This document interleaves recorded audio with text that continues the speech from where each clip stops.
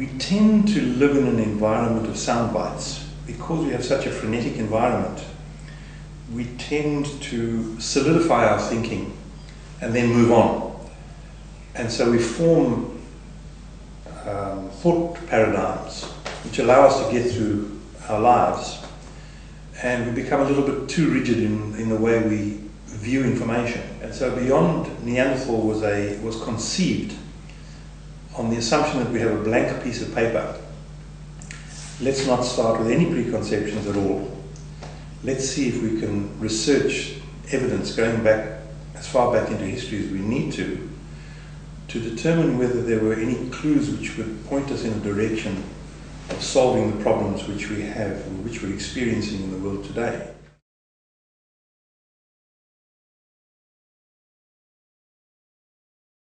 The subject of gold is absolutely fascinating. From biblical times, we know that gold is a highly desirable substance, and people aspire to acquire gold.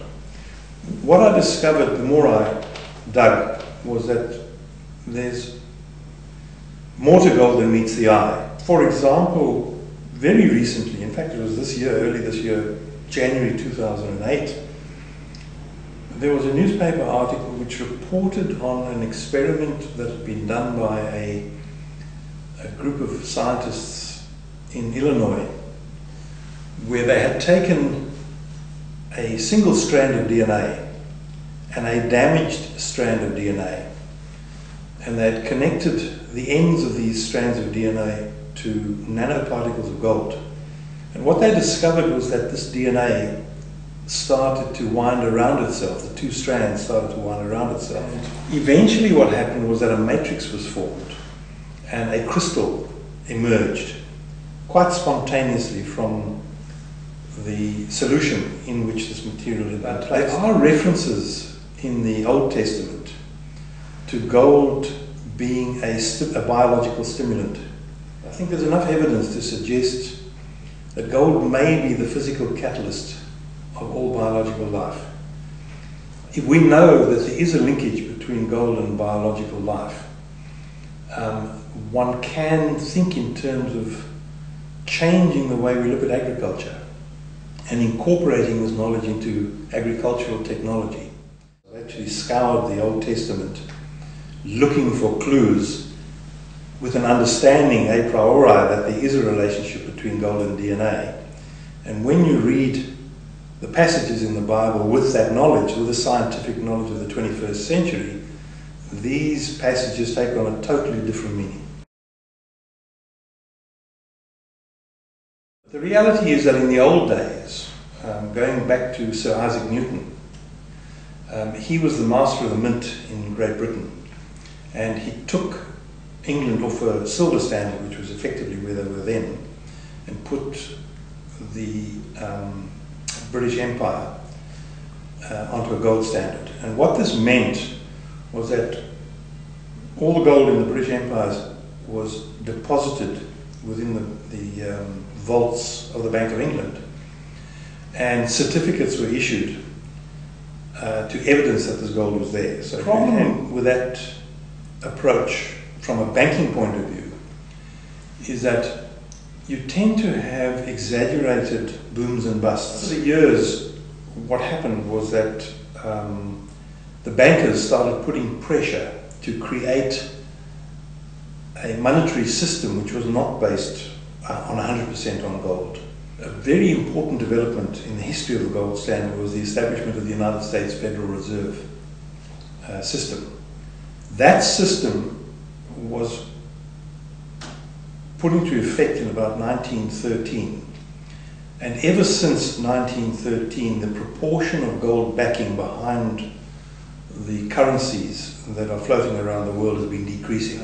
The amount of gold that is sitting in Fort Knox represents 2.5% of the total dollars in circulation in all the world's reserves. And therein lies a problem, because there is no discipline being effected on the extent to which pieces of paper, which are effectively IOUs, are being printed by the United States government to pay for the politicians' largesse.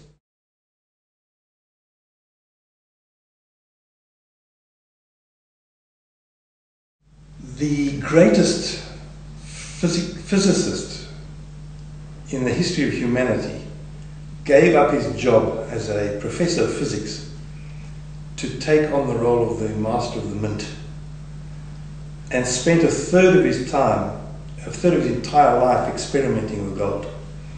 He was totally consumed by gold. I think he had a sense as a physicist that there were some physical properties to gold which were unique. And I suspect personally that that's the reason he put the Great Britain onto a gold standard. He wanted all the gold in one place, safely under lock and key, such that when we finally worked out what gold was all about, we had access to it. When you know what questions to ask and you know where to look, suddenly the answers start to pop out at you, and the answer is yes. I believe that gold has got an enormous role to play as an alternative, as an element within an alternative energy technology.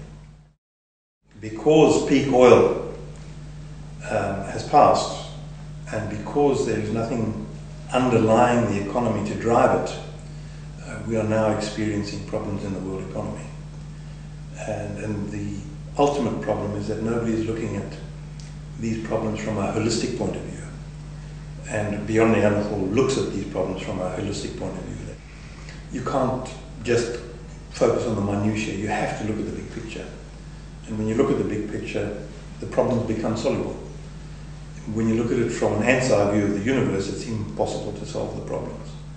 So a lot of people are concerned that these problems are insoluble, and the answer is they are soluble. You can fix these problems.